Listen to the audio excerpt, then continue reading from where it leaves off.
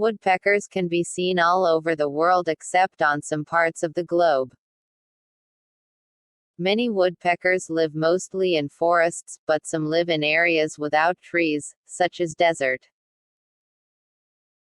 The woodpecker is a bird characterized by a beak that pecks trees with its beak. Then why is the woodpecker pecking a tree? The first reason is to make nests for laying young.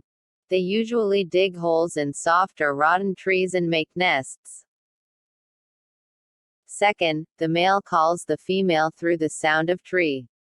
In other words, it is a voice of courtship for mating.